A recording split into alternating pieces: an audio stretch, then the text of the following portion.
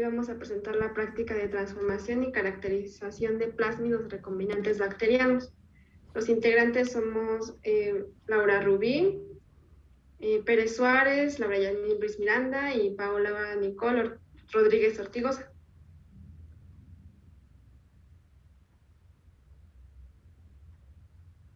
Bueno, tenemos nuestro objetivo general de esta práctica, que es obtener y caracterizar un plásmido recombinante bacteriano en Escherichia coli.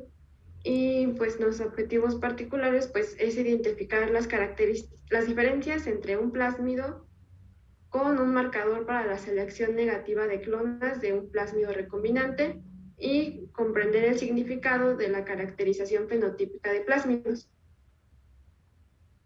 Bueno, para esto tenemos que saber qué es la ingeniería genética y pues se refiere al uso de técnicas in vitro para modificar genes en un laboratorio. Esta pues nos ayuda a obtener la tecnología del ADN recombinante, que es el proceso pues mediante el cual pues una secuencia de ADN se manipula in vitro, creando así moléculas de ADN recombinantes que tienen nuevas combinaciones del material genético.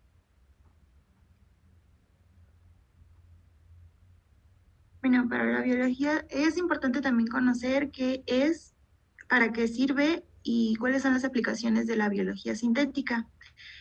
La biología sintética es también conocida como SynBio y se define como la aplicación de la ciencia, la tecnología y la ingeniería para facilitar y acelerar el diseño, la fabricación, la modificación de material genético en organismos vivos. Esto, en otras palabras, quiere decir que utiliza métodos más rápidos y sencillos para producir organismos que son modificados genéticamente mediante la introducción o eliminación de genes de un organismo o la combinación de estructuras genéticas modulares para crear seres vivos totalmente nuevos. Esto tiene por objetivo diseñar sistemas biológicos que no existen en la naturaleza o bien remodelar los principios existentes para comprender mejor o perfeccionar los procesos vitales. Esto surgió ya que en la actualidad el humano busca resolver problemas específicos para así mejorar la calidad de vida y satisfacer las necesidades de una forma sustentable. Es decir, sin comprometer la capacidad de las generaciones futuras y de satisfacer sus propias necesidades. Dentro de las aplicaciones de la biología sintética está la medicina, que es una de las áreas que más podría beneficiarse debido a los avances en la biología sintética, ya que gracias a la implementación de los biosensores que permiten detectar y cuantificar ligeras cantidades de alguna sustancia específica en el cuerpo, se han podido mejorar antiguos tratamientos y desarrollar nuevas tecnologías.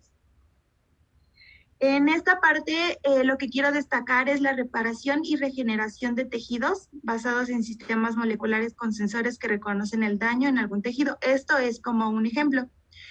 Dentro de otra área sería del medio ambiente, que destacan principalmente la promoción del desarrollo sostenible y la síntesis de bioplásticos.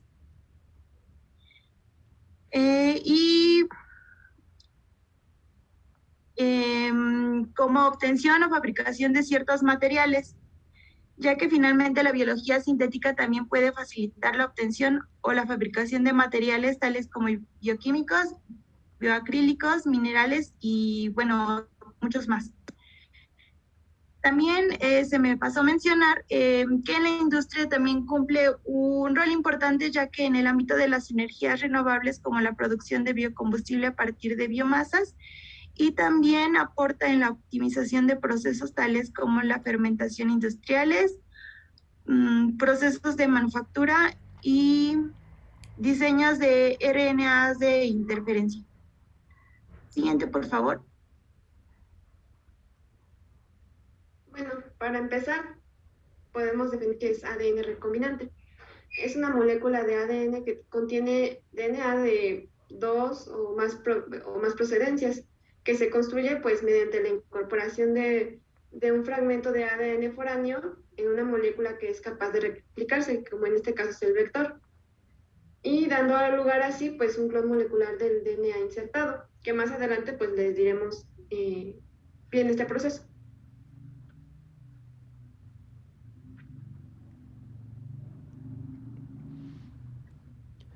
Dentro de las enzimas de restricción, también se denominan nucleasas de restricción, endonucleasas de restricción y en ocasiones restrictasas.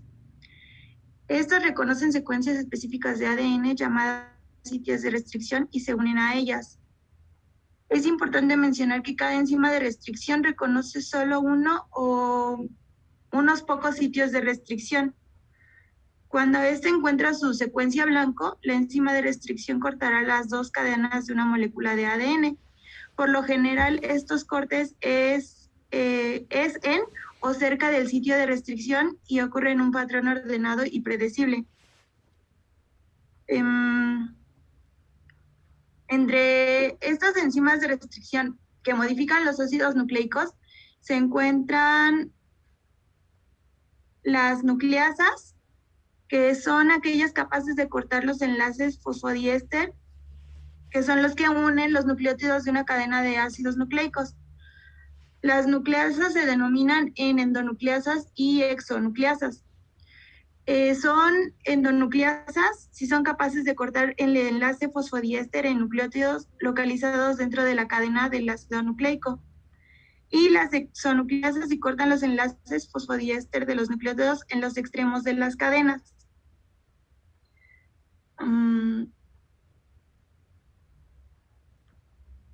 Estas enzimas, al ejercer su función, pueden producir dos tipos de cortes, los cuales pueden ser cohesivos o pegajosos, que cortan a manera escalonada en puntos diferentes. Esto es cuando la enzima de restricción rompe la cadena de ADN en posiciones no simétricas y producen fragmentos con secuencias complementarias de una cadena. Estos extremos cohesivos son útiles en la clonación porque mantienen dos fragmentos de ADN juntos para que la ADN ligasa los pueda unir. Y el otro tipo de corte, que son los abruptos, es donde se corta en un solo punto y es cuando las enzimas de restricción cortan exactamente sobre los dos ejes de simetría. Aquí la ADN ligasa puede unir fragmentos romos entre sí, sin embargo es más difícil ligar fragmentos de este tipo, ya que la reacción de ligación es menos eficiente y es más probable que falle.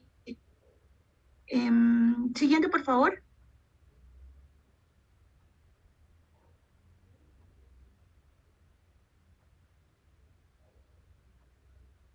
Las enzimas de restricción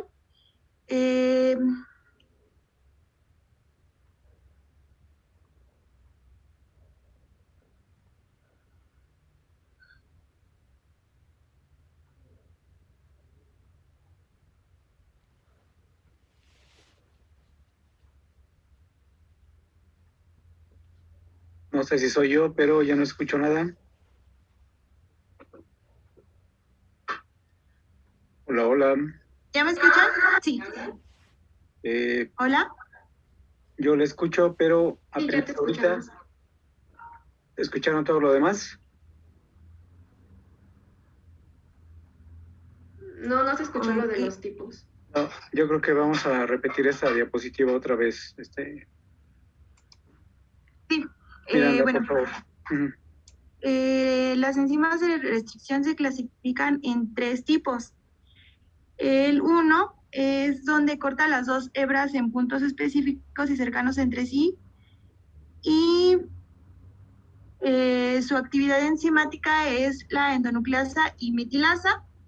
Tienen como coenzimas al ATP y su estructura proteica está en tres subunidades, que es la S reconocimiento, R restricción y M metilación. En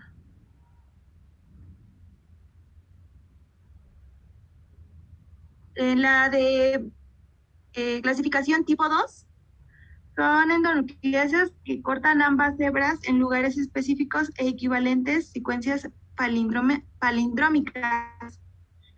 En esta actividad enzimática es la endonucleasa, son coenzimas, tiene coenzimas de, me parece que es magnesio, ahorita lo verifico bien. Tiene una subunidad en su estructura proteica y en su sitio de reconocimiento es palindrómico. En el tipo 3 son las que cortan las dos hebras en puntos distantes entre sí, situados a 24 o 26 pares de bases del sitio de reconocimiento. Son endonucleasas y metilasas con coenzimas de ATP y en su estructura proteica tiene dos subunidades, que es el reconocimiento y metilación y la restricción.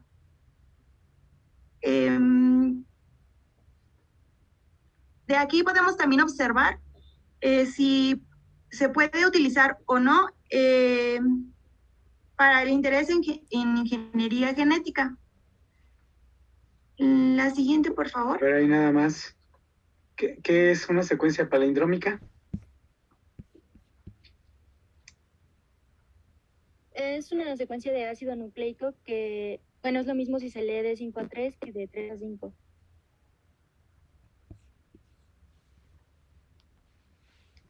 ¿Sí quedó? Sí, es... ok.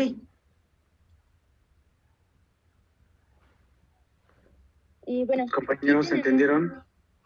Se vale respirar y preguntarle a sus compañeros si están entendiendo, por si hubiera dudas.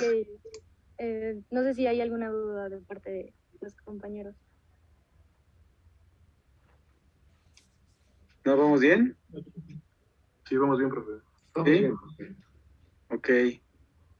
Sí, profe. No vaya a ser que lo tengamos que ver otra vez en el recursamiento, pero aunque lo veamos en el recursamiento ya lo deben de saber. ¿Vale? Venga pues. Ok, bueno, aquí tenemos una tabla donde presentamos algunos ejemplos de enzimas de restricción, donde podemos observar pues el patrón de corte y su origen. Por ejemplo, tenemos una de las más conocidas, que es EcoR1.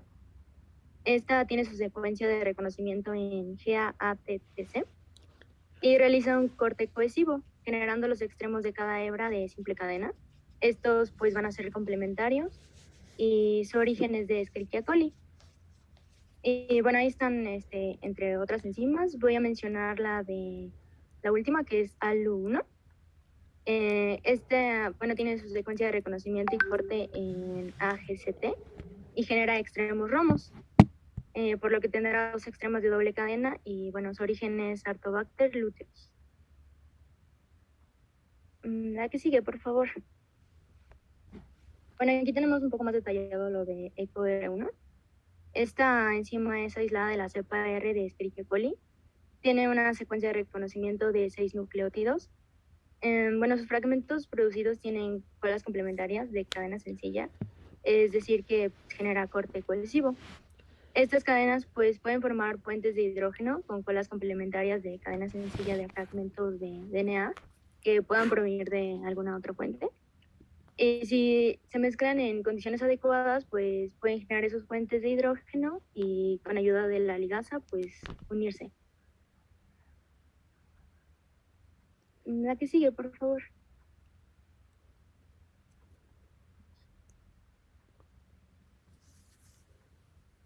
De acuerdo a la nomenclatura, las endonucleasas se nombran a partir de las bacterias de las que son extraídas. Su nombre está dado según el género y la especie de la bacteria de donde se aisló por primera vez dicha enzima. La primera letra representa el género de la bacteria. Las próximas dos indican la especie y una cuarta letra indica la cepa. Y al final se observa un número que es el que indica la cantidad de enzimas que se han aislado de dicha cepa.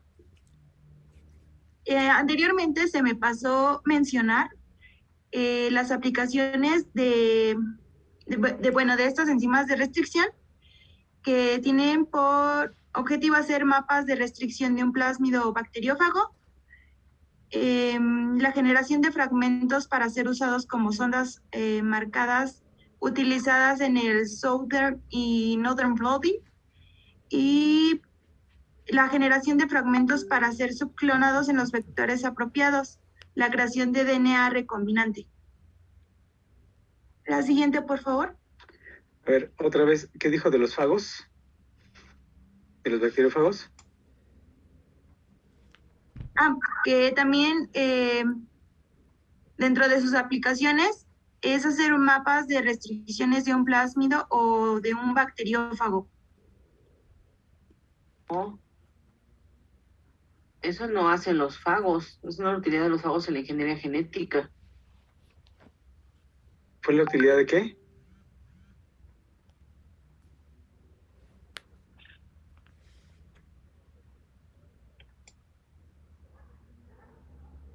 ¿Me puede repetir la pregunta, por favor?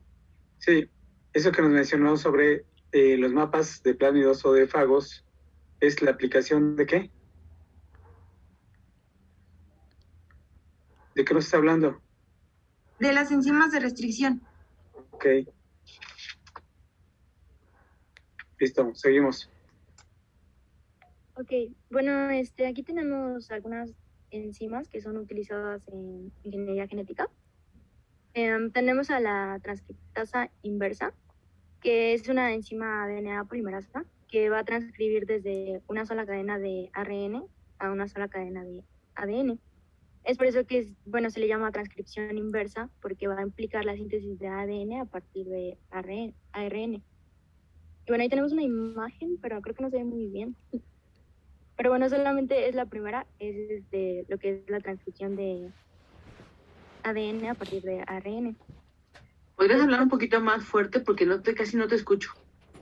¿Así me escucha, maestra? Ok, ya está mejor, gracias. Ok, bueno, después tenemos la polinucleotidoquinasa. Esta lo que va a hacer es que va a facilitar la ligación de fragmentos de DNA. Va a catalizar la transferencia del fosfato del ATP a un grupo OH del extremo 5 de un polinucleótido para, pues por así decirlo, para poder marcarlo y permitirle la ligación. Bueno, ahí tenemos la imagen de cómo añade un grupo fosfato del extremo OH del extremo 5. Después está la Perdón, ¿no puedes señalar en tu esquema dónde hace la adición del grupo fosfato? Bueno, es que yo no tengo Bueno, donde está en la segunda imagen, ahí abajito, ahí. Cuando añade el grupo fosfato, y si se pueden dar cuenta, en la cadena de abajo ya tiene el grupo fosfato añadido. Bueno, hasta ahí. ¿En qué extremo lo tiene? Es en el grupo H del extremo 5. Ok, 5'. Bien, después está la hexonucleasa. En general, las hexonucleasas son enzimas que van a funcionar escindiendo nucleótidos uno a uno a partir del extremo terminal de una cadena polinucleótida. Aquí yo tengo entendido que pues pueden ser hexonucleasa que va de 5 a 3. Esta puede remover los nucleótidos desde el extremo 5 de una cadena sencilla. Y la función principal de esto pues es que va a remover los nucleótidos que son iniciadores de la RNA. Y pues por otro lado también están las hexonucleasas que van de 3 a 5. Estas lo que van a hacer es desplazar los nucleótidos que fueron mal apareados del extremo 3 de la cadena de crecimiento del DNA.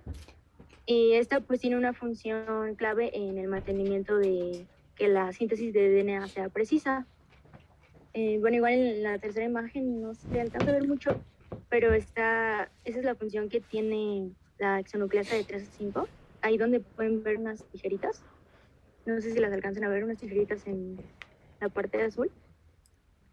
Pues eso es cuando está quitando los nucleótidos que están mal apareados del extremo 3. Bueno, no sé si de aquí haya alguna duda.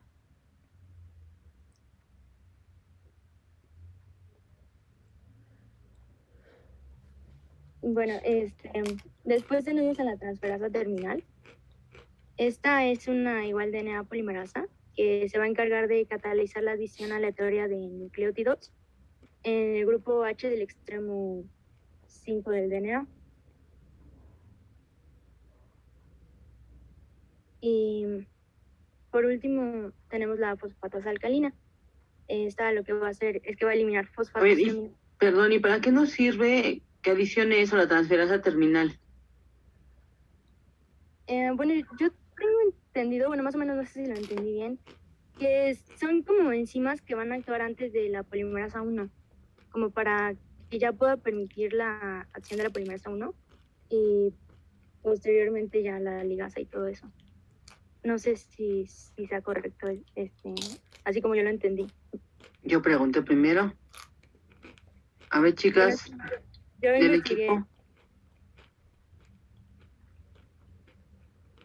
¿Alguien más del equipo? Sí, sí, es lo que dijo mi compañero.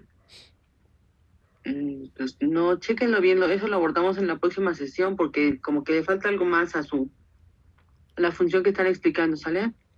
Ok. Nada más de la transferencia, profesora. Sí, hasta ahorita sí. Vayan anotando porque se van acumulando los pendientes. Sí, está bien. Ok, continuamos. Bueno, después la fosfatasa alcalina que va a eliminar fosfatos terminales de extremos 5 o 3. Oye, ¿la puedes regresar?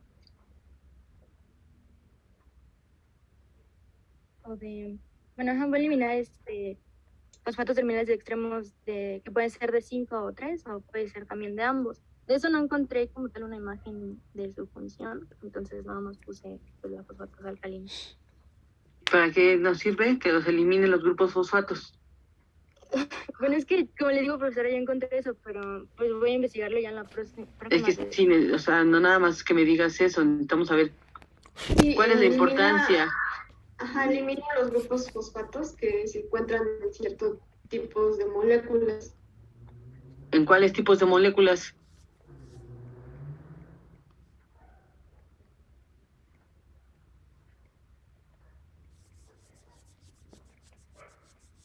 ¿Quién dijo eso?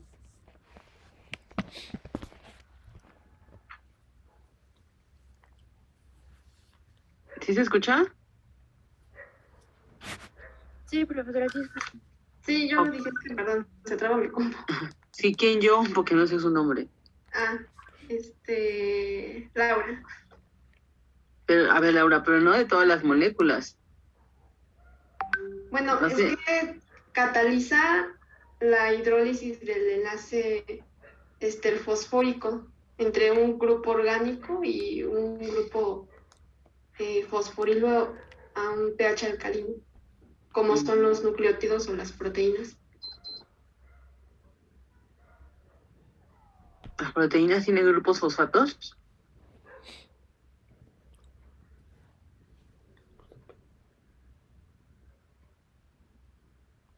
¿Sí? ¿Tienen fosfatos?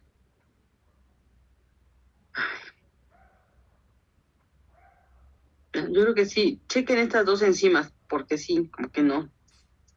No les quedó muy claro. Entonces, continuamos.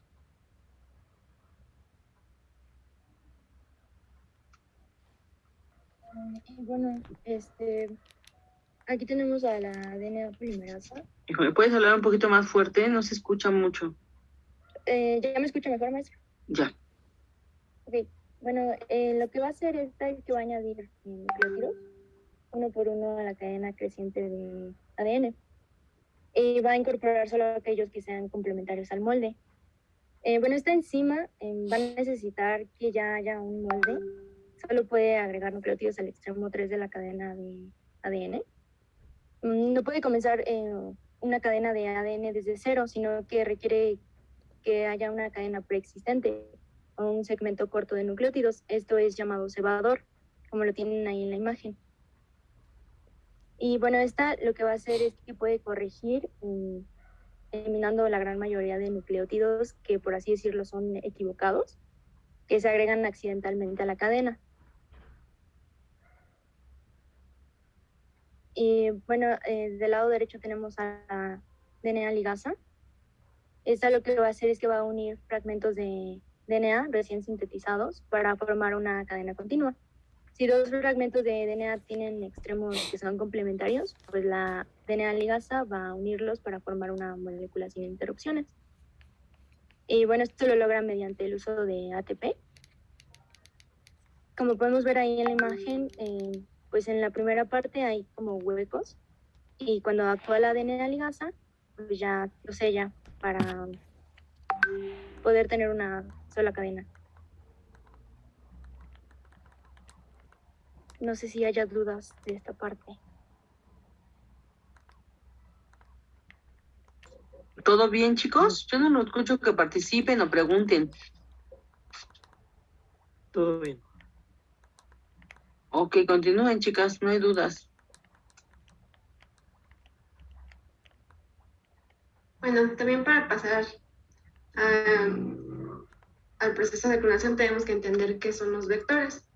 Y bueno, un vector es una molécula de DNA que puede usarse como vehículo para introducir una secuencia de DNA en una célula huésped deseada. Bueno, hay muchos tipos, pero en general hay dos tipos que son de clonación y de expresión. Pero ahorita los vamos a ver. Esos tienen características, al menos las esenciales, que son fáciles de aislar y caracterizar. Deben tener un origen de replicación, un sitio de restricción y al menos un gen marcador. Deben también ser pequeños, de 2 a 5 kilobases. En este caso, aquí tenemos a una... Pero antes, otra característica es que no sean movilizables. Ah, sí, exacto. ¿Y a qué me refiero con...? A ver, tranquila. ¿A qué me refiero con que no sean movilizables?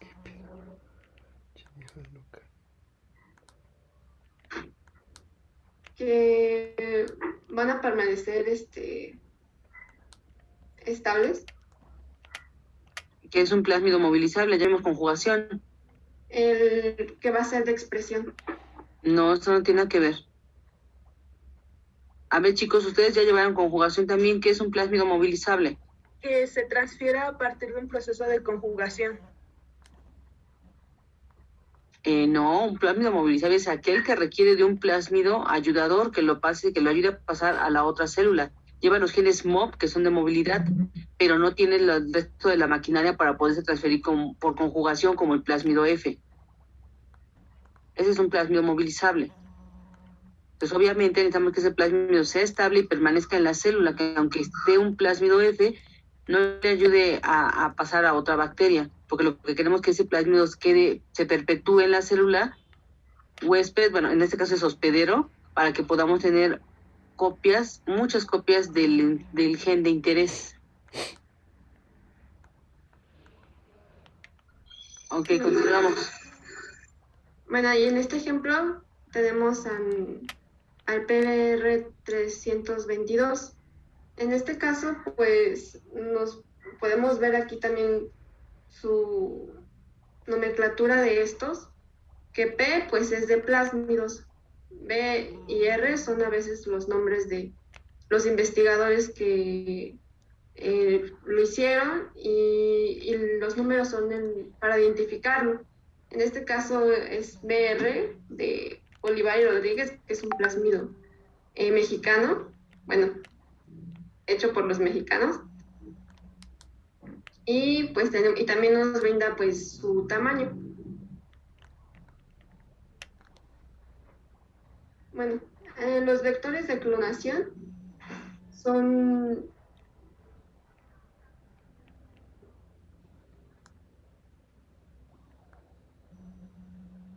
Ahí no me escuché, ¿verdad? Perdón. Igual un vector de clonación es igual una molécula transportadora que puede aceptar el DNA y aumentar el número de copias a través de su propia replicación autónoma. Esos también tienen sus componentes esenciales, que es nuestro origen de replicación, nuestro gen marcador y al menos un sitio único de restricción. O también pueden tener sitios de restricción múltiple.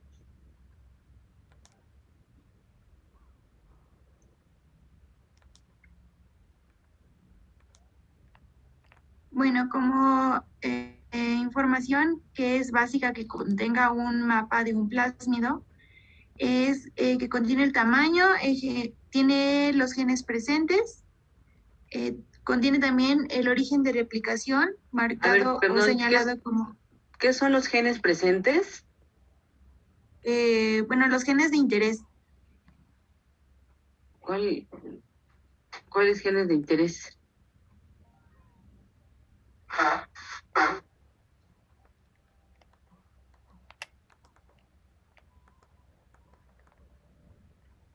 ¿Cuáles genes de interés?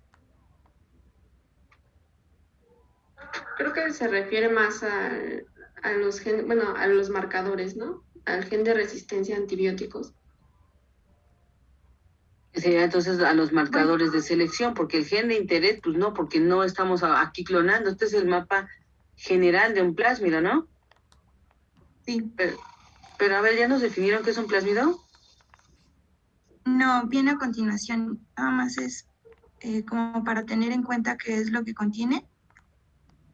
Pues es que es al revés, primero la definición y luego lo que contiene el plásmido, ¿no? Ok. Siguiente, por favor.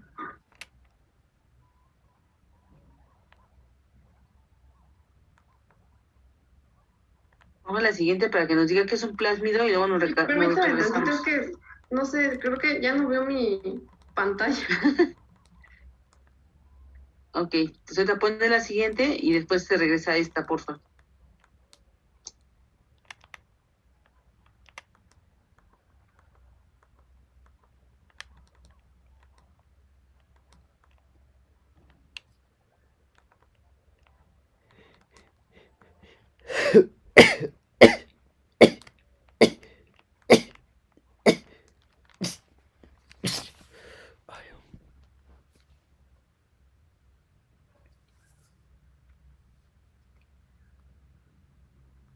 Ya, perdón, es que no sé qué le pasó a mi computadora.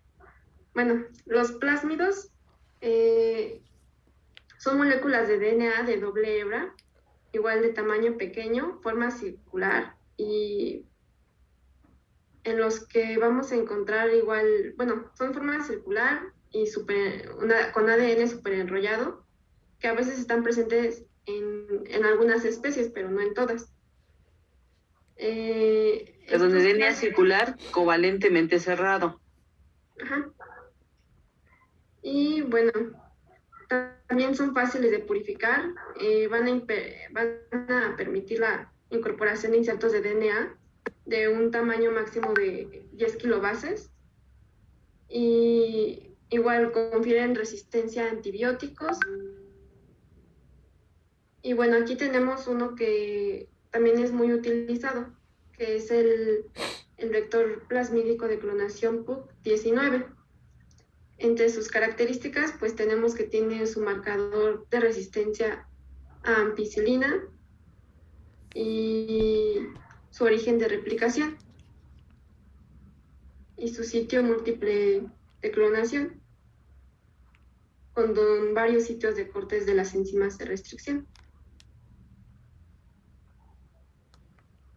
Ay, perdón.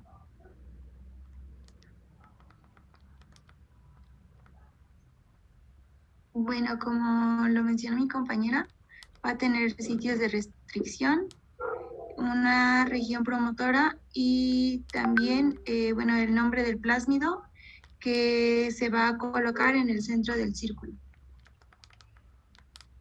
La siguiente, por favor.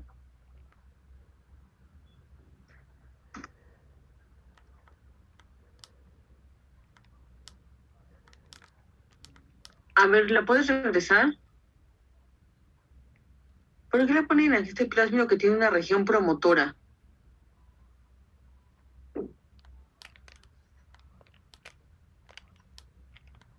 ¿Por qué qué, perdón? Porque en la información básica se contiene información básica sobre y ponen al final región promotora.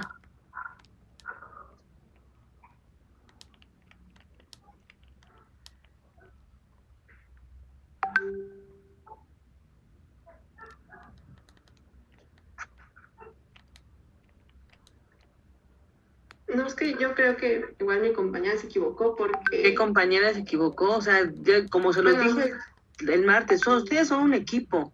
Todas debieron haber revisado la presentación y saber y no estar adivinando o infiriendo a la que le tocó la diapositiva por qué puso eso. ¿Qué no la revisaron todas? Sí, Y entonces, a lo que me refería es que contiene una región promotora, no que contiene información. por sobre eso, la pero región. un plásmido en general tiene una región promotora. No. ¿Qué es un promotor? Algunas sí los tienen por ya que se han Exacto, creados, lo tienen pero porque no- los diseñamos de manera artificial dependiendo de lo que queremos hacer. Pero en general un plásmido así no tiene una región promotora. ¿Cuáles son los elementos básicos de un plásmido? ¿Ya vieron plásmidos en teoría? Sí. ¿Sí? ¿Ya vieron plásmidos? Entonces, ¿qué es los elementos mínimos que debe de tener un plásmido? Gloria. Es el tamaño que tiene el plásmido, Ajá, ¿qué más? los orígenes que puede tener, ¿Cuáles? el origen de replicación. Ajá. ¿Qué otra cosa? También tiene que tener los genes, bueno, de interés que van a contener en el plásmido. ¿Cuáles genes de interés que van a contener? Por ejemplo, si dentro del plásmido va a tener un gen de resistencia a algún antibiótico. Ok, ajá.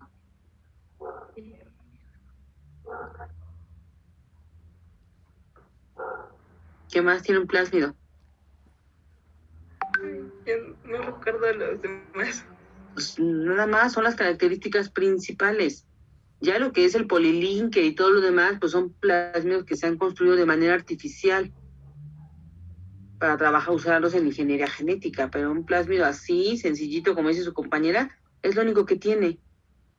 Y además no necesariamente puede tener genes de resistencia a antibióticos, también tiene genes de resistencia puede conferir resistencia a metales pesados, o para que produzca bacteriocinas, entre otras cosas, no necesariamente es la resistencia a antibióticos, ¿sale? Ok, a ver, aquí tengo una duda. Todo de aquí para adelante van a hablar de los vectores de clonación. Ok, ¿y en dónde dice que son vectores de clonación? Eso se los pedí que lo pusieran y lo separaran. Sí lo separé, pero sí, me faltó mencionar que estos son los ejemplos de vectores de clonación.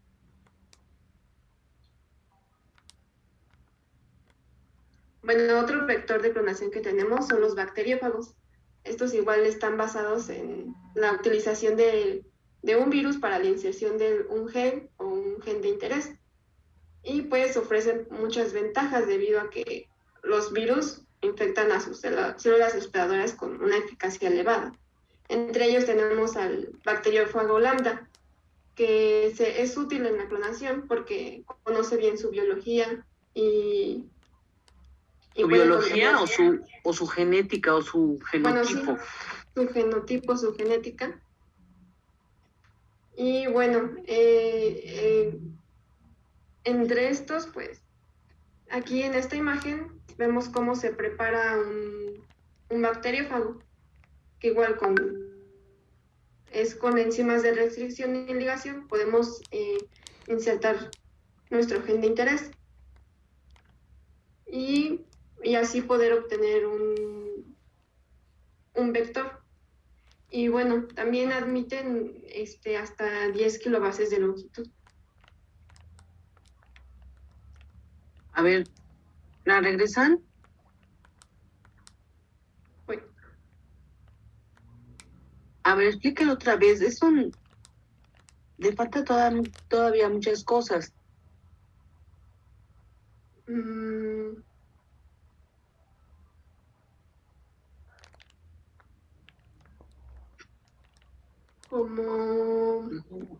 Bueno, admite insertos más grandes.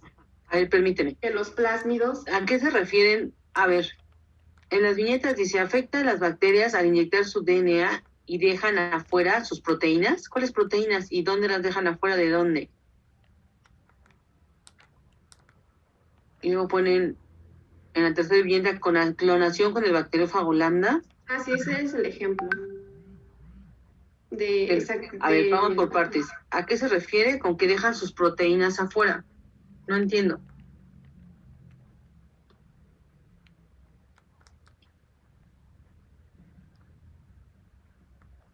Sí, eso se me olvidó quitarlo porque no tenía nada que ver. Era Bueno, más sí, para... si ya está ahí, lo explica. Eso se los dijimos en la revisión.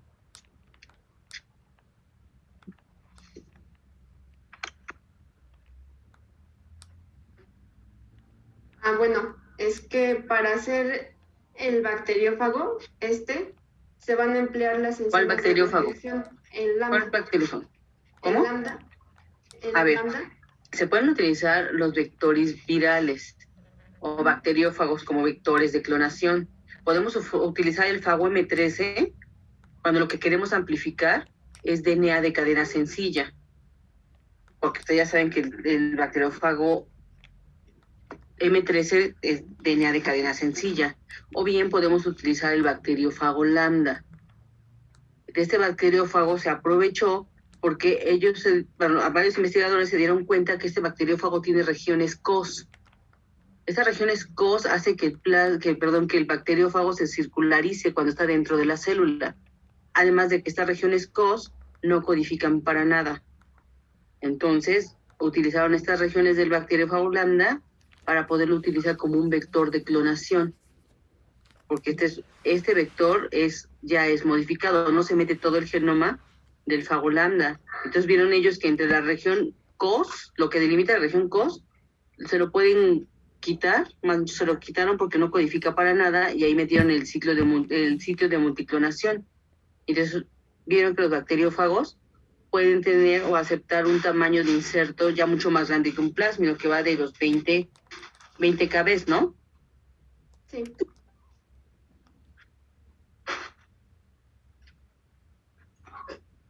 A grandes rasgos, esos son los fagos. Los lambda y los M3. Pero depende de lo que uno quiera hacer, es el vector que vamos a utilizar. ¿Ok? ¿Dudas hasta aquí, chicos? Yo sí tengo una. ¿Cómo se escribe COS, profesora? ¿COS? ¿Así? ¿Cómo está, SEO? Ese. Es que no lo encontraba aquí en un libro. Pero muchas veces. Ok, ¿algo más? Sí, profesora. Disculpe, ¿me podría repetir lo último que dijo? ¿Cuál? Las de justamente... No te escucho. ¿Podrías hablar más fuerte? La del bacteriófago lambda. Ajá. ¿Por qué se utiliza? Ajá. Ok. Utiliza primero, bueno, tú vas a decidir, cuando tú quieres clonar, vas a decidir el tipo de vector que vas a utilizar en función del tamaño del inserto que tú quieras amplificar. Puedes usar el plásmido, un fago, un cósmido, dependiendo del tamaño del inserto.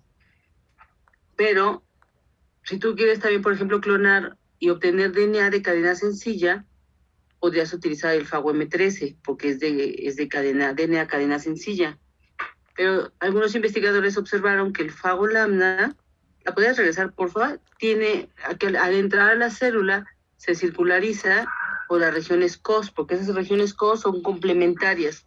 Cuando entra a la célula, esas regiones COS se encuentran y se complementan y el DNA del fago se circulariza.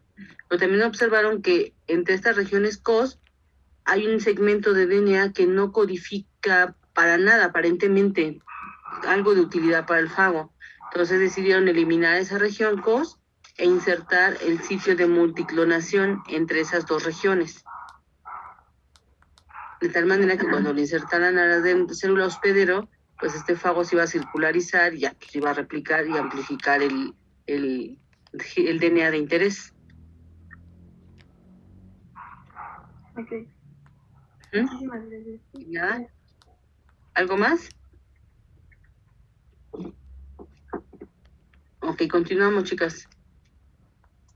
Bueno, también tenemos, entre ellos también están los cósmidos, que son vectores híbridos construidos utilizando partes del cromosoma del lambda y de los plásmidos. Y pues contienen la secuencia COS del fago lambda, que va a ser necesaria para el empaquetamiento del DNA del fago dentro de su cubierta proteica y secuencias plasmídicas necesarias para su replicación. Y pues estos tienen una capacidad mayor de 30 a 50 kilobases. Y aquí podemos Pero esa ver sus capacidad partes. esa capacidad se refiere al tamaño del inserto que ustedes pueden clonar en ese vector. Sí. A eso se refiere con la capacidad. Ok, ¿qué más ibas a decir? Y aquí tenemos igual el ejemplo de un cosmido, que es el PGB8. Igual tiene su origen de replicación. Aquí podemos ver su gen que es COS y es el gen que le da la resistencia a la ampicilina.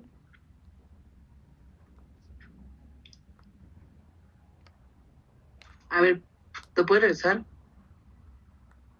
Voy. Ya. ¿Pero ese gen COS qué es? Es un vector híbrido entre el fago lambda y un plásmido. Okay, tiene sus genes COS.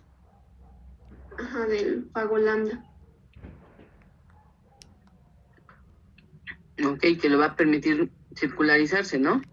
Sí. Ok, continuamos. Bueno, también lo tenemos cósmidos artificiales, que estos vectores han sido diseñados en especial para adaptarse al gran número de insertos requeridos en él, como es el caso del genoma humano y mamíferos, o para la clonación de células eucarióticas. Entonces, se han creado estos, y entre uno de ellos es el BAC, o cromosomas artificiales bacterianos. Estos se trata pues igual de un vector sintético derivados del plásmido F. Pues se caracterizan por aceptar grandes insertos de DNA entre 100 a 300 kilobases y contienen también genes que reducen su capacidad de copia, es decir, de replicación en la célula huésped del DNA recombinante formado. Y bueno, ahí también vemos cómo se componen, que tiene un origen de replicación del factor F, que son necesarios pues para la replicación, el control de replicación, y también tenemos nuestro marcador, que en este caso es el CAT, que es el cloranfenicol, que le da resistencia al cloranfenicol. Y también tenemos a los cromosomas artificiales YAC. Estos pues son vectores que se replican en levadura como si fueran cromosomas normales, pero tienen sitios donde se pueden insertar fragmentos muy largos de DNA para funcionar como cromosomas eucarióticos normales. Estos tienen igual un origen de replicación, telómeros para replicar el DNA de los extremos del cromosoma y un centrómero para igual su segregación durante la mitosis. Y aquí también podemos ver todas sus partes: su marcador, los telómeros y el centrómero. Y también tiene más capacidad aún, de 800 kilobases.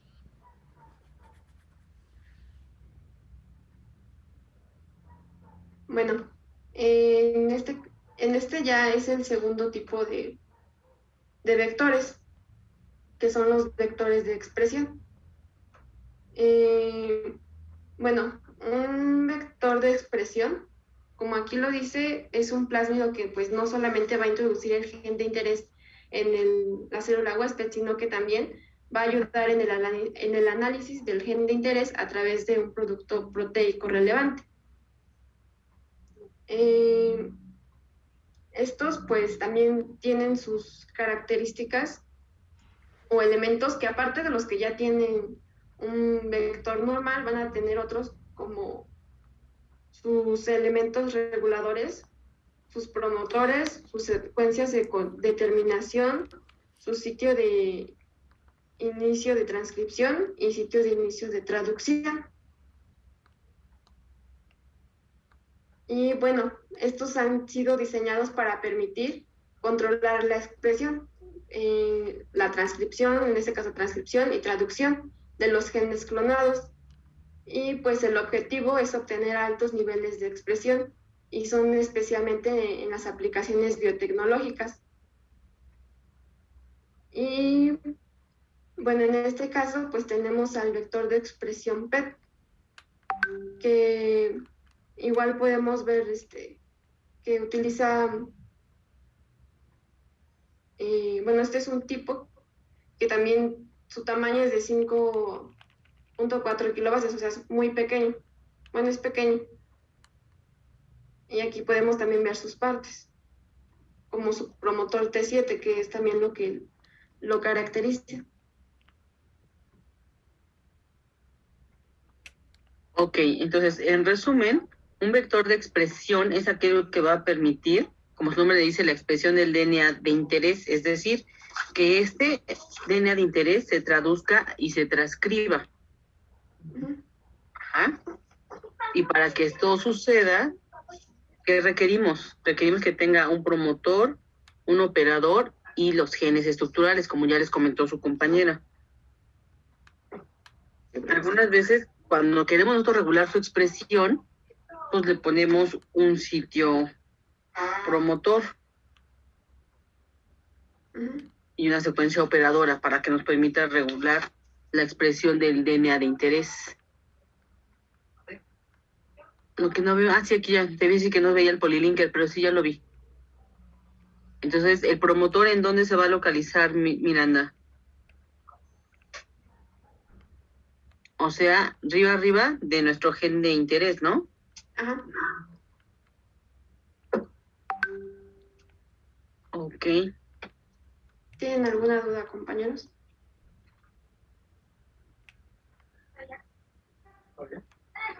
¿No hay duda, chicos? No. No. Somos 17 y solo escucho la voz de Miranda y de otros 2 compañeros. ¿El resto sí está entendiendo?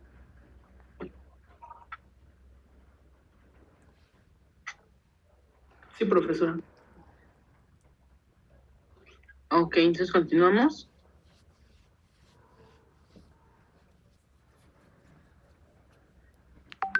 Bueno, aquí la transformación va a implicar la introducción de DNA en una célula o tejido con el uso de un vector y la expresión del ADN exógeno. Puede ser natural o diseñado genéticamente. Y bueno, naturalmente esto sí sucede.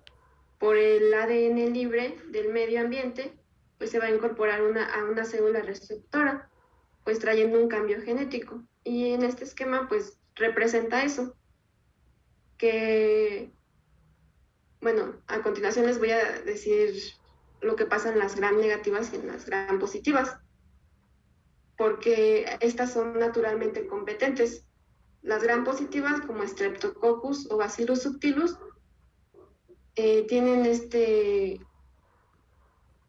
sufren de esta transformación, y también las gram negativas, como la Neisseria gonorrhoeae.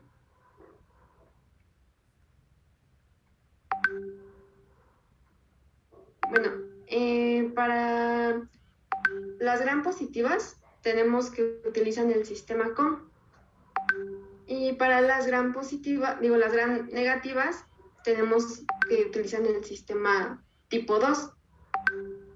En el primer caso, tenemos que el ADN de doble cadena va a interactuar directamente con, bueno, le llaman así como pseudopilus, que probablemente por interacciones electrostáticas inespecíficas entre al esqueleto del ADN cargado negativamente. Y bueno, el ADN bicatenario pues va a ser en la superficie celular escindido por una endonucleasa. Y luego los segmentos se van a llevar a través de la pared celular hasta la membrana celular por Bueno, aquí le llaman por una retracción del pseudopilus, que probablemente se produce por un desensamblaje de las subunidades pilus. Es como en la conjugación. Y bueno, a continuación, una hebra del ADN se va a degradar y la otra se va a transportar a través de la membrana y al interior de la célula, pues a través del canal, de este canal, bueno, aquí le llaman COM-S, que son una proteína que forma este canal, y COM-FA como una translocasa de ADN dependiente de ATP. En el caso de las bacterias gram negativas, esto va a ser diferente porque es necesaria está la presencia de una membrana externa en las bacterias gram negativas. Entonces, para facilitar la transferencia de ADN a través de la membrana externa, estos ya empiezan los sistemas de competencia de las bacterias gram negativas, que también tienen un poro a través de esta membrana externa. Y bueno, aquí nos va a ayudar esta proteína que se llama secretina. En este caso le dan este nombre por ser de la Neisseria, pero es una secretina. Y bueno, este poro tiene un canal acuoso hidrófilo a través del cual va a pasar nuestro ADN de doble hebra. Luego una hebra se va a degradar. Se va a degradar a medida de que pasa a través del segundo canal en la membrana interna. Igual, este canal se le da el nombre por una proteína llamada COM-A. Y bueno, tiene secuencias en comunes con la proteína COM-S, que es en el canal anterior. Y estas serían pues las diferencias de la membrana y cómo llevan a cabo su proceso de transformación.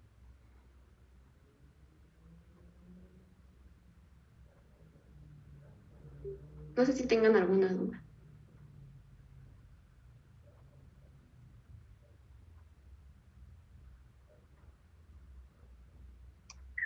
¿Dudas, chicos? Pero no, ninguna. ¿Verdad? Qué bárbaros, qué buenos son. Muy buenos, ¿eh? Ok, continuamos. Miranda. Bueno, como les dije, hay bacterias que sí son competentes, pero hay algunas que no. ¿Pero a qué nos referimos con células competentes? Las células bacterianas que son capaces de tomar ADN del ambiente y ser transformadas se dicen que son competentes. Y pues como les dije, puede ser de forma natural y en otras podemos inducirlas para que se hagan permeables a la entrada de estos plásmidos, como aquí lo muestra esta figura. Si acepta pues el plásmido y es transformada, pues va a ser competente. A ver, otra vez, ¿puedes explicar eso de célula competente? Muy bien. La figura. Sí, bueno, como les dije, pues no todas pueden ser naturalmente competentes. Entonces, pues en este caso ya emplearíamos un plásmido. Entonces, si acepta nuestro DNA y es transformada, pues ya se llamaría como competente. No, una célula competente es aquella que preparamos de manera, pues como ya lo dijiste ahí, que transforma de manera natural, es decir, que tiene la capacidad de aceptar DNA desnudo de manera natural, pero hay otras a las que tenemos que inducirles el estado de competencia, como el caso de Escherichia coli. Entonces, una célula competente es aquella que tiene la capacidad de aceptar DNA desnudo, extraño, ¿sale? Esa es una célula competente. Sí. Y es que, por ejemplo, tu esquema, te dije que lo explicaras de nuevo, porque pones que tiene el plásmido, se acepta DNA, es transformada y es competente. Hasta el final, o sea, no necesariamente. El estado de competencia es la capacidad que tiene, pero igual si lo acepta o no lo acepta ya es otra cosa, porque Ok. depende de otros factores. Ujú. Ok, ¿sí quedó claro que es una célula competente, chicos? Sí, sí quedó. Ok, entonces continuamos. Bueno, como les dijo igual como dijo la profesora, pues podemos inducirla la competencia. En este caso, en Escherichia coli, las células se manipulan con cationes o puede ser una combinación y por desequilibrios de temperatura para hacerlas competentes y captar el ADN extraño. Bueno, este método consiste en someterlos a la presencia del cloruro de calcio, a la mezcla de células y también a un choque térmico. Y este tratamiento pues va a alterar las envueltas, bueno, la membrana externa. Las envolturas, no las envueltas. Sí, perdón, las Y envolturas. quedamos, a ver, mira, la primera parte, y eso ya lo habíamos visto. Cuando tú tratas a la célula con cloro de calcio para a formar el polihidroxibutirato y alterar la carga de la membrana, esa es la inducción de la competencia. La parte de abajo, cuando ya se da el choque térmico, entonces eso ya es transformación. ¿Mm? Entonces ahora nos vas a explicar cuál es el mecanismo de acción del cloro de calcio. El cloruro de calcio se absorbe también muy fácilmente y una vez dentro de la célula, los iones del calcio son neutralizados por los fosfatos de la membrana presentes en el lado citosólico. Bueno, no solamente también sirve para esto, sino también sirve para crear imaginaciones o poros. En este caso, pues podemos ver en la imagen cómo se ve alterada nuestra membrana y crea como si formara estos poros. Y bueno, ya puede entonces introducirse el DNA. Y como usted dijo, bueno, aquí ya por el choque térmico, también bueno, tiene igual ¿cómo se llama? ¿Su qué? Bueno, también ayuda a que el DNA pase por estos poros. Y bueno, ya después de eso se va a hacer estable, después de llevarla a 35, bueno, a una temperatura óptima.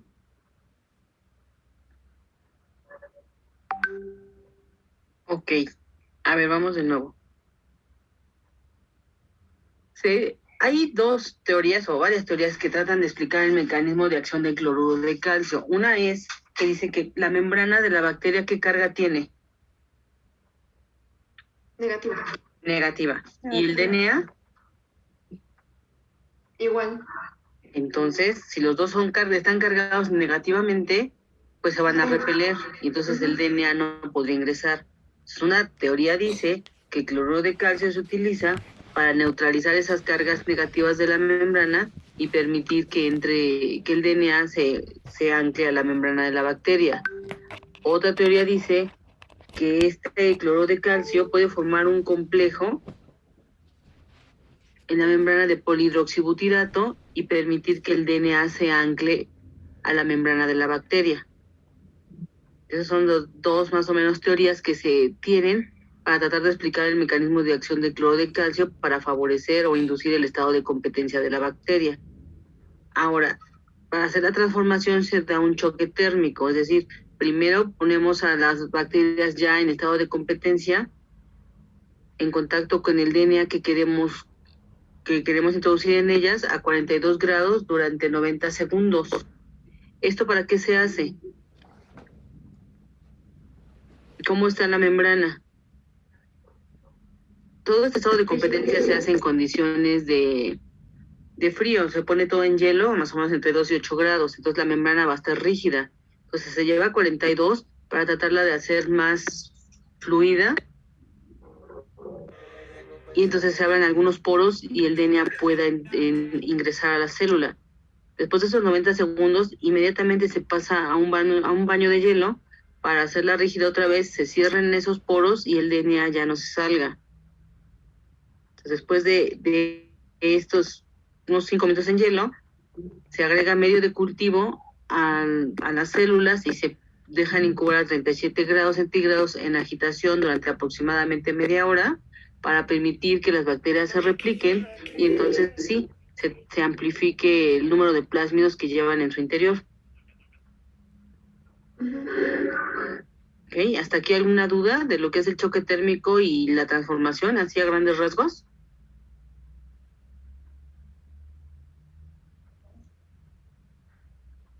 No, profesora. No, ya no, profesora. ¿No? Ok. De todas maneras, chicas, a ustedes les compartí un artículo, ¿no? Del mecanismo de cloruro de calcio, no se lo puedan compartir a sus compañeros. Sí.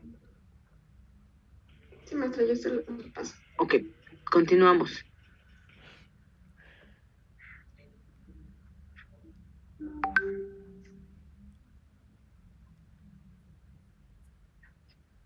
Bueno, tenemos técnicas artificiales para precisamente esto, y entre ellos tenemos 2 métodos. Tenemos métodos químicos y métodos físicos. Entre los métodos químicos, pues son aquellos en los que se forman complejos para que las células sean capaces de aceptar o incorporar una cierta molécula a su citoplasma. Entre ellos, pues como vimos, es el cloruro de calcio y el de dextrano. Y entre nuestros métodos físicos, pues son aquellos en los que se produce una introducción mecánica del ADN, como la microinyección o la electroporación, que ahorita se los voy a explicar.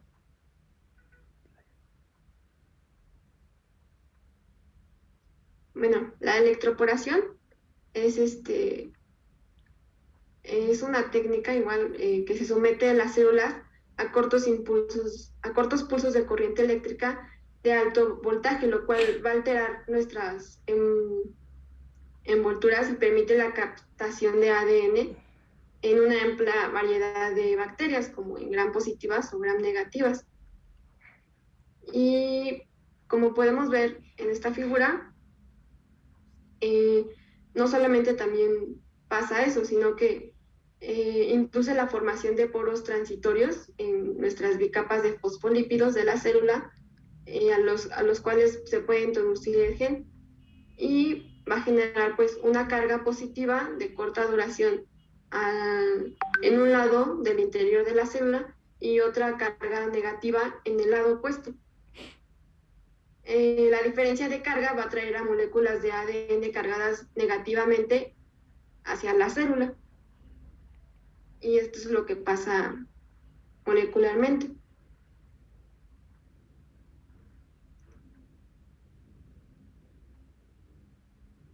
Bueno, aquí tenemos otro método, que es la biobalística.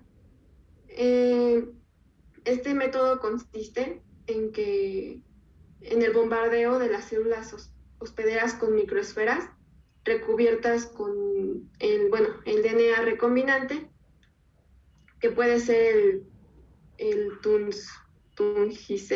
tungsteno o el oro, y se emplean dispositivos adecuados como pistolas de genes que van a impulsar estos microproyectiles mediante un gas a presión, pudiendo aplicarse sobre suspensiones celulares o incluso in vivo. Y algunos proyectiles impactan y penetran en las células, cuya membrana pues se resella rápidamente, quedando el DNA incorporado en su interior. Y pues como aquí ven, pues son para igual células vegetales.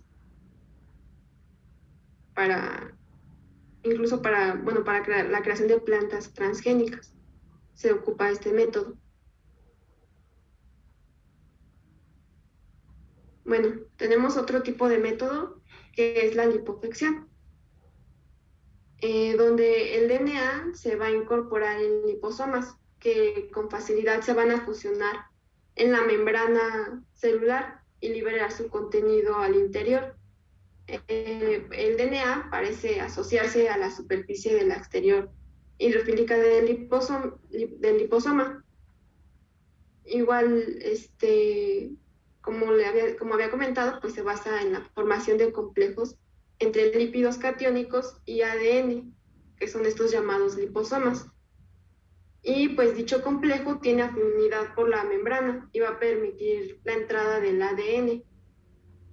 Y se emplea para la introducción del ADN recombinante en las células embrionarias, o también para la obtención de animales transgénicos o en la terapia génica. ¿Hasta aquí tienen alguna duda, compañeros?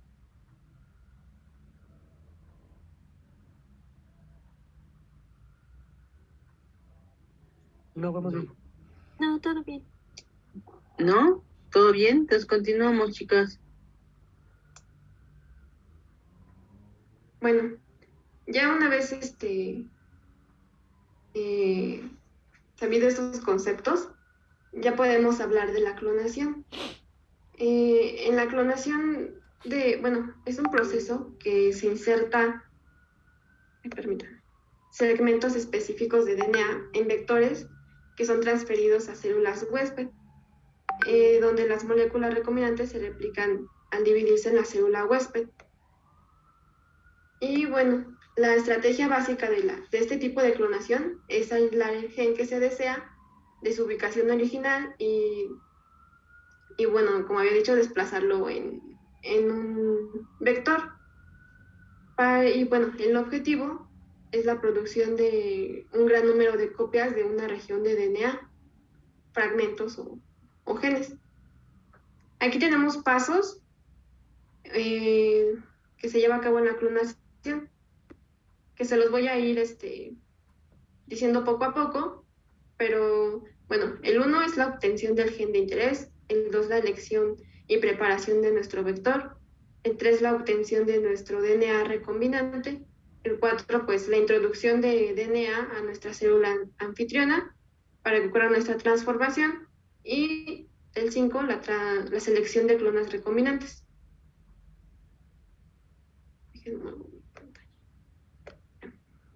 Bueno, en la primera, pues en nuestra obtención de nuestro gen de interés, pues se debe de purificar el DNA que queremos, y pues se puede hacer por diferentes técnicas. Uno puede ser por PCR, que lleva un proceso igual de desnaturalización y después de hibridación para poder obtener aislar nuestro gen de interés. Aislar, no, obtener muchas copias del DNA de interés, pero bueno, eso lo vamos a abordar en la siguiente práctica con mayor detalle. Ajá. Bueno, en la otra va a ser pues nuestra elección y preparación. Bueno, como dijimos, pues hay muchos tipos de vectores, esto va a depender para qué lo queremos. Pero pues sí, pueden ser plásmidos y así.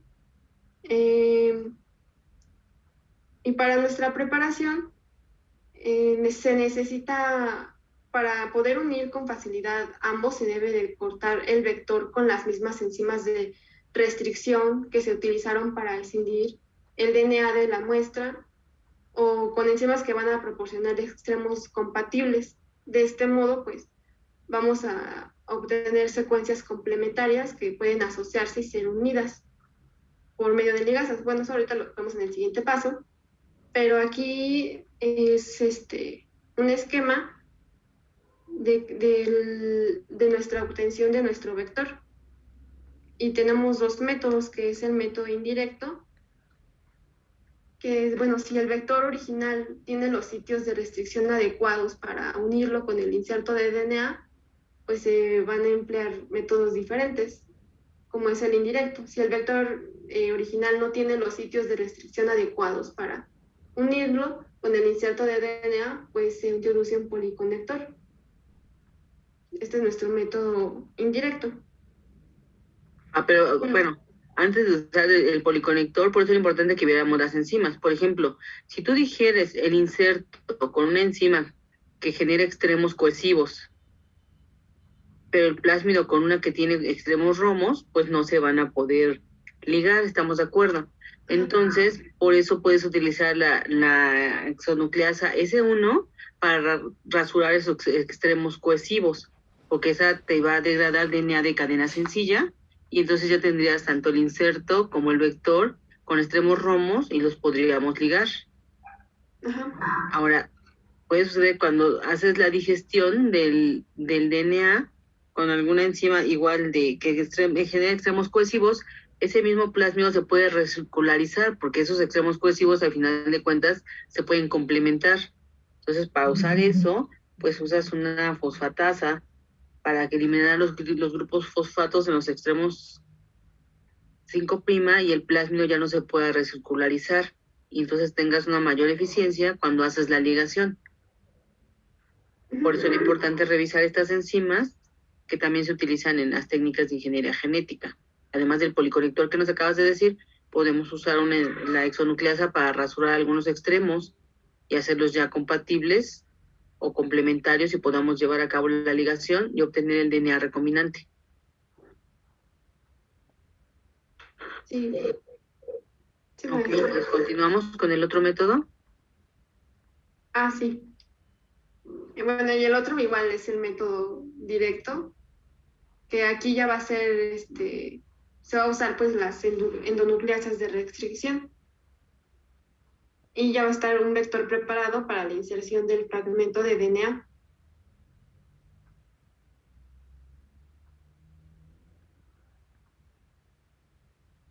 Bueno, nuestro tercer paso pues es la obtención de DNA recombinante, que bueno, ya más o menos les había dicho qué pasaba, pero entonces aquí cuando exponemos moléculas de DNA de distintos orígenes a una misma enzima de restricción que genere extremos pues cohesivos, se van a producir fragmentos de DNA que son complementarios. Si estos se ponen en contacto, pues sus sectores complementarios van a tender a unirse. Entonces, para que esto último pase, se requiere de enzimas de DNA ligasas que catalizan la unión de los fragmentos de ADN donde falta un enlace fosfodiéster para formarlo. Y la unión de estos fragmentos de ADN van a producir nuestro DNA recombinante. Y ya para la introducción de DNA en la célula hospedera, pues ya vimos varios métodos. Y para su incorporación, como vimos de los métodos físicos o los métodos químicos o el cloruro de calcio, para poder introducirla a nuestra célula huésped.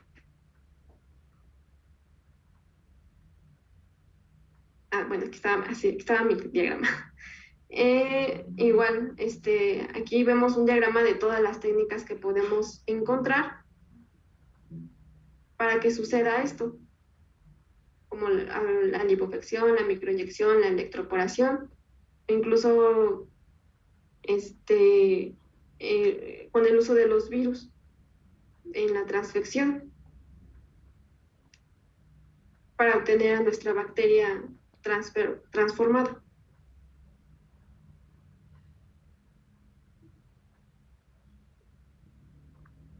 Y bueno, en cuanto a la selección de clones recombinantes, pues aquí es importante que al final de todo este proceso, pues bueno, es fundamental separar las que tienen ADN recombinante de las que no lo tienen. Entonces, pues esto se puede llevar a cabo con diversos métodos, que pueden ser métodos físicos, aquí regularmente es mediante hibridación, método inmunológico, en donde se puede detectar la proteína codificada en el ADN recombinante mediante anticuerpos específicos, que puede ser por el método de radioinmunoensayo, y métodos fenotípicos, que puede ser mediante proteínas fluorescentes, resistencia a antibióticos o la alfa complementación. Por ejemplo, en cuanto a la resistencia a antibióticos, tenemos en la imagen que tienen ahí, la figura 20, en donde pues se hacen crecer en un medio que contenga el antibiótico, por ejemplo, ampicilina en este caso. Si se observa el crecimiento, pues quiere decir que estas colonias son resistentes a la ampicilina, que son células que han recibido el plásmido que contiene el gen que es resistente a este antibiótico, y pues hace que la célula sea resistente y pueda haber crecimiento. Siguiente, por favor. ¿Tienen alguna duda, compañeros?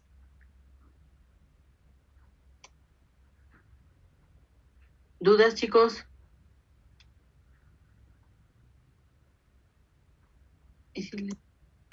No, pues continuamos. Ok. Bueno, aquí vamos a hablar sobre hibridación. Primero, pues vamos a definir lo que es hibridación. Se refiere al proceso por el que dos cadenas que son complementarias se pueden unir para dar una sola cadena. Aquí se puede utilizar una sonda marcada que va a hibridar con el ADN recombinante o con el ARN mensajero. Y bueno, aquí tenemos un ejemplo. Se los voy a intentar como explicar paso a paso. Si hay dudas, pues me detienen y me preguntan. Lo primero que se va a hacer, pues, es que se van a hacer crecer los clones en placas de cultivo con agar, donde van a formar, pues, cientos o miles de colonias. Y se va a hacer una réplica de las colonias poniendo sobre su superficie un filtro de nylon. Regularmente se utilizan este tipo de filtros. Esto se va a transferir, van a transferir las colonias bacterianas a la placa del filtro.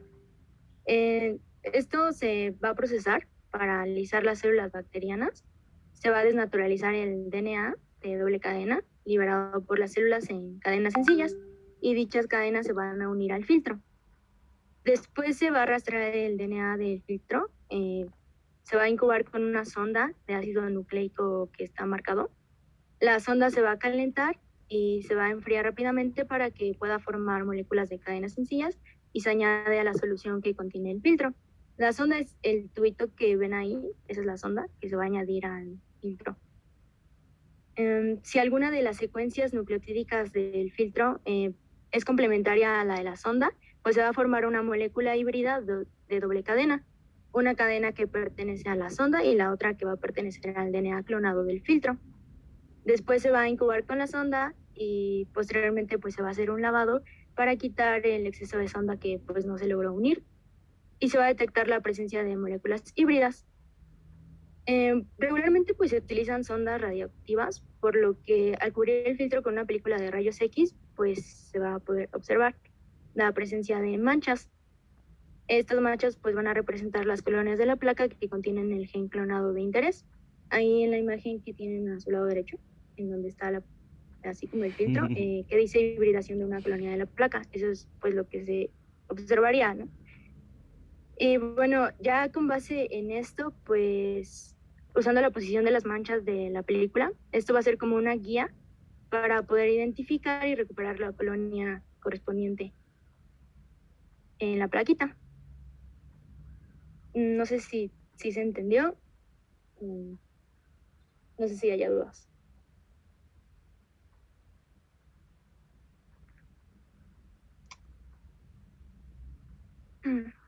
No, parece que no.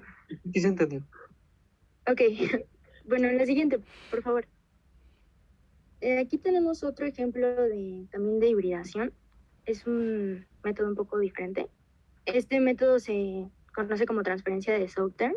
Es llamado así por su diseñador, que es Edward Souter. Bueno, este método se puede utilizar para identificar qué clones contienen una determinada secuencia de DNA y para caracterizar el tamaño de los fragmentos.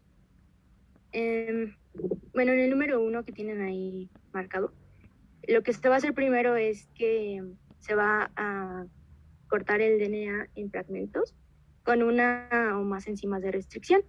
Y el gel, pues se va a cargar un gel de agarosa para la electroforesis. Ese es el número 1, el dibujito que tienen con el número 1. Después está el dibujito marcado con el número 2, en donde pues estos fragmentos se van a separar por electroforesis en gel y va a producir una serie de bandas. Se va a teñir el DNA del gel. Regularmente es con un colorante como el bromuro de tidio, que vamos a mencionar un poco más adelante. Y se va a escanear para revelar el número y el peso molecular de los fragmentos de restricción. El sistema que tienen con el número 3, bueno, esto ya es para preparar el DNA para la hibridación. Se va a desnaturalizar dentro del gel en fragmentos de cadena sencilla mediante un tratamiento alcalino. Entonces, bueno, aquí se va a cubrir el gel con una membrana que una DNA. Normalmente se utiliza la nitrocelulosa o el filtro de nylon.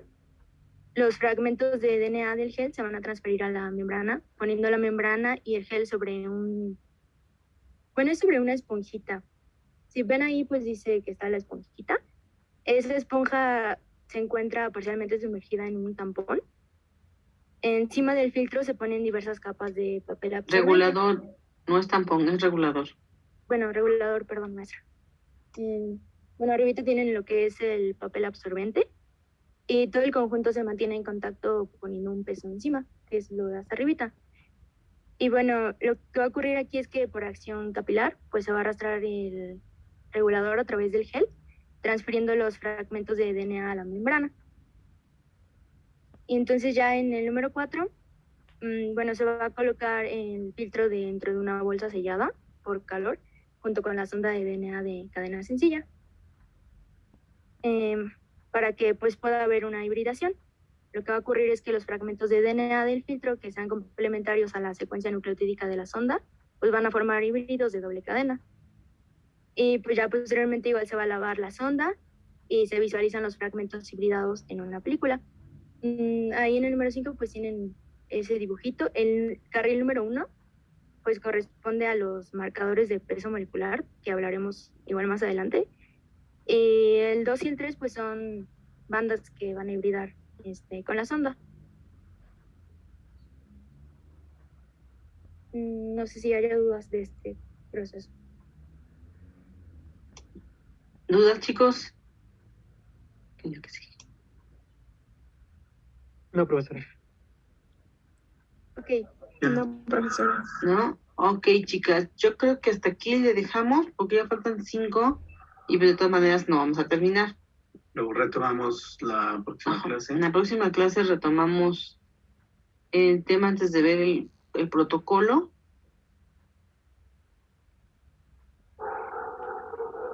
¿Algo más? Profesora. ¿Algo más? Y nada más que los ejes que se queden al final. ¿Y las chicas del equipo se pueden quedar ahorita? Sí, maestra. Ok. A ver, chicos, de la sección, yo no sé qué sucede. No sé si entendieron, si no estudiaron o qué es lo que pasa. Los vemos muy callados, no participan, no sabemos si están entendiendo o no. Pero yo creo que también es una falta de respeto para sus compañeras que prepararon el tema y que ustedes no participen, no pregunten, no intervengan, ¿no? Porque pues sienten tus compañeras pues están hablando solas, ¿no? Y creo que no se vale. Pero además, estamos evaluando la participación y ¿cuánto creen que tienen? 10. Otra vez se van a ir con 0 toda la sección.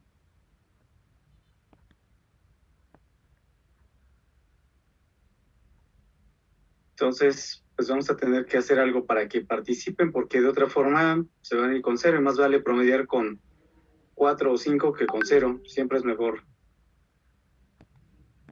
Entonces, a ver, vayan tomando nota.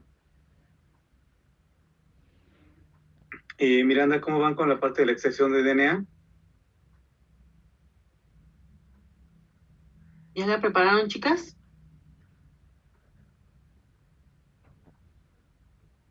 ¿De la cual, profesores? De la extracción de DNA.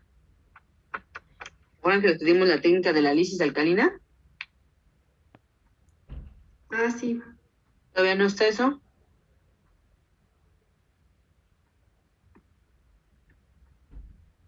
¿Todavía no la tienen? Ok. No importa. Bueno, la van a revisar ustedes, pero para saber qué vamos a pedirle a sus compañeros. A ver, entonces, ustedes son equipo 5, Miranda.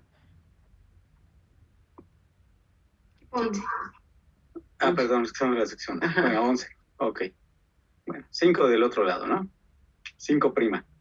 Ok, entonces, a ver, equipo 7. Somos Alan y... Ok, ustedes nos van a platicar de lo que es el XGALE y el IPTG. Sí, profesor. Equipo 2. 8. Digo, bueno, 8, perdón. Equipo 8. Sí, profesor. Les toca el operón de la lactosa.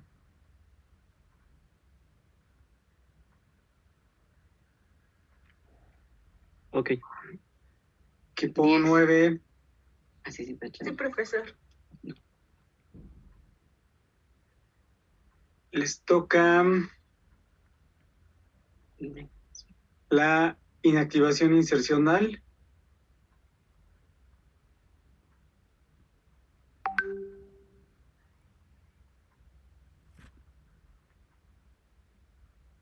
Equipo 10. Yo. Les toca la alfa complementación.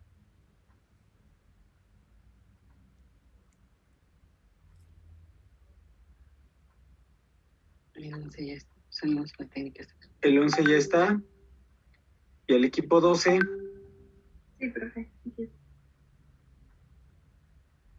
Ustedes van a buscar la técnica de la lisis alcalina. Ok. Vamos a hacer el seminario entre todos porque pues ustedes no están participando.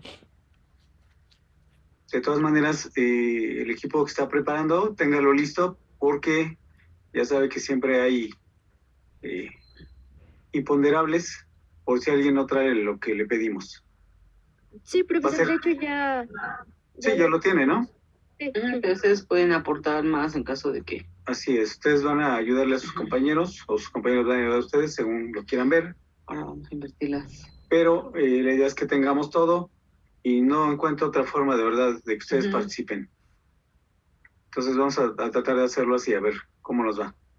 Entonces hacen las diapositivas y se las envían al equipo que está coordinando, ¿no? Sí, para que quede en una sola. En una sola presentación, con el mismo formato. Sí. Todos iguales, ¿eh? Ustedes las hacen y ya nada más sus compañeras van a colectar. Sus compañeras no le van a dar formato ni les van a hacer el material. De todas maneras, el equipo 11 le queda pendiente la electroforesis, ¿no? La determinación del tamaño molecular y todo eso.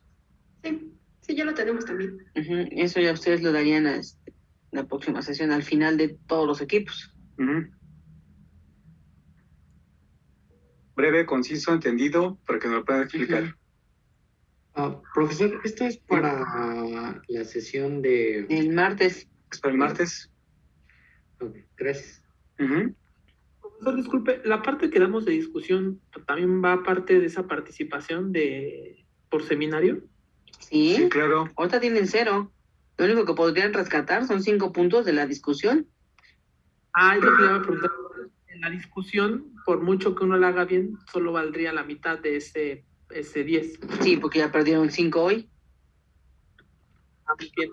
Es que cuando nos dieron la evaluación, yo recordaba que mencionaban la participación durante el protocolo y la discusión, pero no recordaba la participación durante el seminario. Entonces, bueno, es que no lo dividimos de algo, o sea, no les dijimos, son 5 del seminario y 5 de la discusión.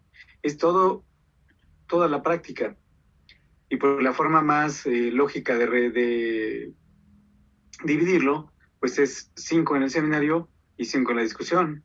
Porque el protocolo lo damos nosotros. Porque además, a menos de que usted diera toda la discusión, dejara calladas a sus compañeras, pues podría aspirar a 10 puntos. De otra forma, no le alcanza. Pero entonces, el protocolo tampoco vale esa participación durante el protocolo, ¿o sí vale? En el protocolo, sí, también les vamos a ir sumando puntos. Es que participa, pero pues realmente la participación en el protocolo es mínima. Pero hagan su examen de Ajá. conciencia y vean qué han participado, qué tanto han participado, por ejemplo, en el protocolo. Muchas gracias, profesor. Sí. No hay de qué. ¿Algo más de lo que queda pendiente que preparen?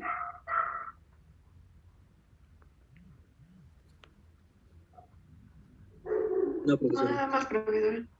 Bueno, pues entonces nos vemos el martes para lo que sigue. Y ahorita nos espera el equipo que está presentando. Hasta luego, gracias. Hasta luego. Hasta luego. Hasta luego, profe. Hasta luego. Gracias, profesores. Hasta luego.